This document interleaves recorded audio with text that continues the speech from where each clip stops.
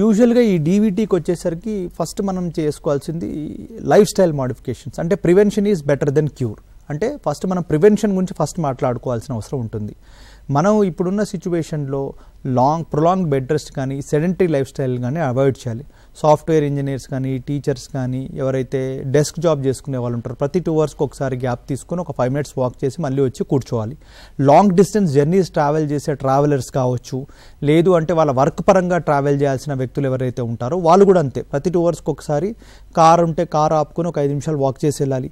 ఒకవేళ ట్రైన్లో ప్రయాణించే వ్యక్తులైతే అట్లీస్ట్ వాళ్ళకు వాష్రూమ్ వర్క్ అన్న వెళ్ళే విధంగా ప్లాన్ చేసుకోవాలి. ఫ్లైట్లో తిరిగే వాళ్ళు కూడా అదే విధంగా వాళ్ళకు ఒకసారన్నా ప్రతి 2 అవర్స్కి ఒకసారి వాక్ చేయాలి.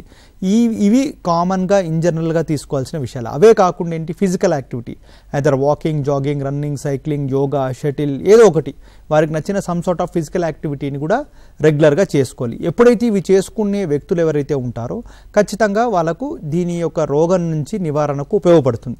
అదే కాకుండా ఫెమిలియల్ హిస్టరీ ఉన్న వాళ్ళు, ఆల్రెడీ ఇంతకుముందు డీవీటీ వచ్చిన వాళ్ళు రెగ్యులర్గా స్టాకింగ్స్ అనేది తప్పకుండా కాళ్ళకు వేసుకోవాలి. ఇది ఇంకొందరు కాలు కొంచెం ఎత్తు మీద పెట్టుకొని కూర్చోవడం, పడుకున్నప్పుడు కాలు కింద దిండు పెట్టుకొని పడుకోవడం, ఇలాంటి చర్యలు అనేవి కామన్గా వాళ్ళు తీసుకోవాల్సిన ప్రివెంటివ్ యాక్టివిటీస్.